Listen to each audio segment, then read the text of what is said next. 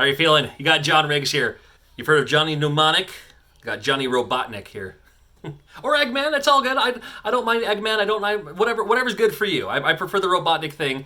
However, happy to put this on because I talk about Nintendo a lot on this channel, especially the NES, but I'm such a big fan of Sega. I always have been my whole life. And I was thinking about it that yes, some Sega games made their way to the NES courtesy of Tengen.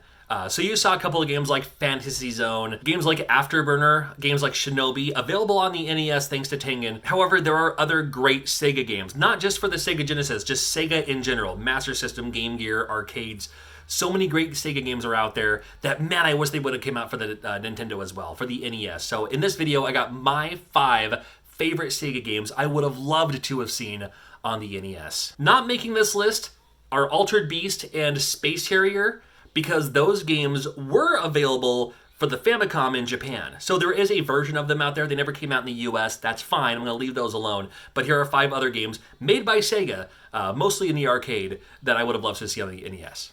Number 5 is Pango. I loved Pango. There are other versions of this game along the way, but Pango is the OG. Pango is the classic as far as I'm concerned. You play as a cute, adorable penguin, and you have to push these ice blocks into the enemies. You can also peck away at these ice blocks to make them disintegrate. Sometimes other enemies are hiding in there, so you can get rid of them. So when you crush the enemies, they don't spawn or respawn or come back or anything like that. And it's just fun, and it's just cute, and it's from Sega, and I love this game, and I would have loved to have seen this on the NES. It would have been very doable. I believe there was a Pango for the Mega Drive, but not in America. And still, never mind that, I would have liked to have seen this on the NES. Number 4 is a little bit more obscure. It's azzmatazz. Now, azzmatazz is kind of like a shooter from below. You have your little gun, kind of like those little light gun games that you saw in the arcades way back in the day. In this first level, you gotta shoot out the cans. You want to get rid of the ducks too, because the ducks can swallow your gun, which is kind of weird. And then the second stage is interesting enough. You have to shoot the bear to make it change directions to eat all the fish. And then once you do that, you can move on to the next stage too. Kind of an interesting one with azzmatazz, but I want to see this on the NES, but I would have liked to have seen this on the NES as a zapper title. So instead of like shooting the gun from below, you literally shoot with your Nintendo zapper to do the same things that you would have been doing from below. And I think that would have been a great game. The game's called azzmatazz, if you're looking it up. Pretty interesting title here. Number 3 is one I think they could have pulled off on the NES, and that's Flicky. Now, Flicky with the scrolling and everything reminds me a little bit of City Connection, but it has more of a charm like Mappy or so. You play this bird, and you have to get the other chicks to your, to the end level, to the door, right?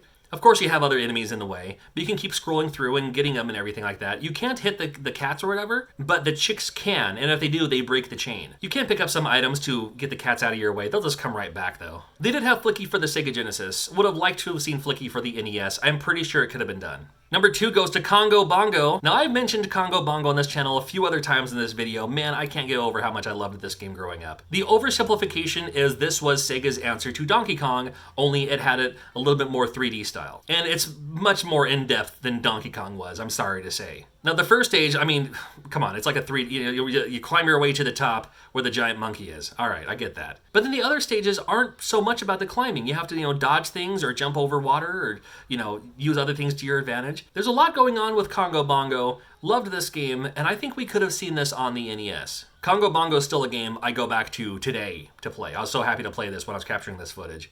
I love inviting others on this channel to talk about their favorite picks of the same idea. And for this, I want to talk about someone who loves, to me, the NES is my favorite game system of all time. So I wanted to find someone who the Sega Genesis was their favorite game system of all time so they could talk about a great Sega game. And for that, we go to the immortal John Hancock.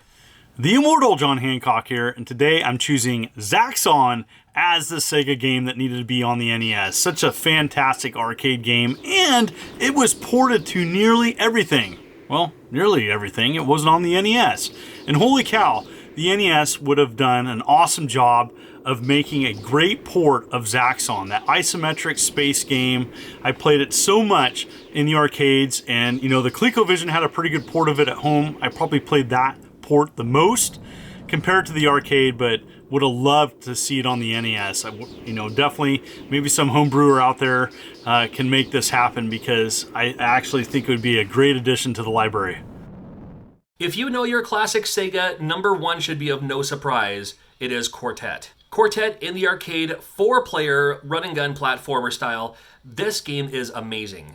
I love the fact that every stage is not very long. Every stage isn't that big, but there's so many things happening in it. That's what gets you going here. Now the idea is to get the key, go through the door, and at the end of every stage there is a boss of some sort that you have to defeat and get the key and go through the door. There's a ton of stages in this game. It's called Quartet because it's a 4-player simultaneous game. They made Quartet for the Sega Master System, which is a 2-player. Now, I know...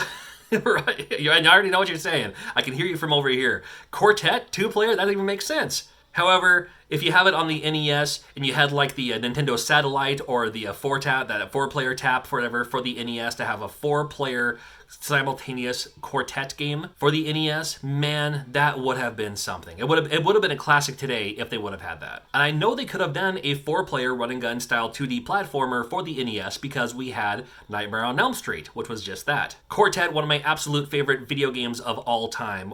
It was my favorite arcade game for the longest time. Love this game, love the music, would have loved to have seen this on the NES. Congratulations for making it to the end of the video. This next video is for you and you alone. So make sure you click on this one. You can check out this other video too. Plenty of options on this channel to do 2 videos a week. I love it so much and I love your time and attention. Thank you for watching. I would appreciate it if you subscribed if you like this kind of stuff. We'll see you again real soon.